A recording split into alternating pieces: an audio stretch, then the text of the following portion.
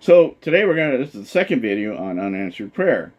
And so we won't go over the first 5 reasons, but here's number 6. When there's a disguised answer. Sometimes you want something to happen. For instance, in Romans 9:12, Paul wants to go to Rome and share, and strengthen each other with this by visiting them. But he's going to Jerusalem to deliver some money, and he gets arrested in Jerusalem. And so he ends up coming to Rome in chains. So it's not quite the answer he was looking for, clearly, but he does get to Rome. His prayer is answered.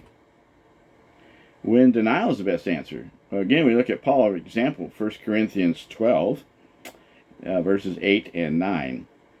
Right? And so God gives Paul a thorn in the flesh, a messenger from Satan to torment him, so he wouldn't exalt himself.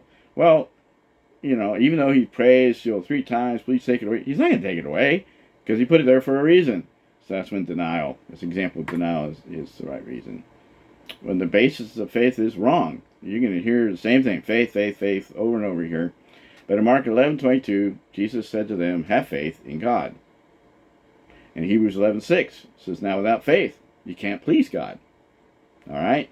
And so these are, hindrances to reasons for unanswered prayer. Right? He does reward those who seek him, but you have to believe that.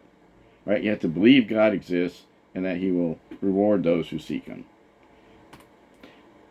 Reason 9, there's satanic opposition. You can read for yourself Daniel 10, and there's a war amongst angels. And so, the angel doesn't come to Daniel right away because he was detained by another angel.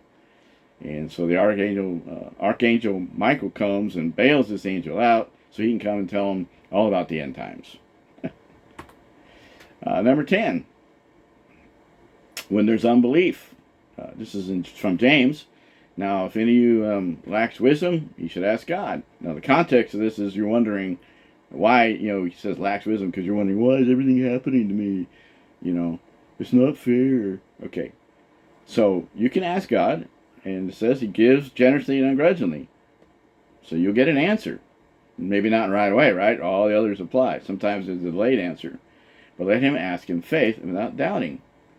He says, for the doubter is like the surging sea, driven and tossed by the wind.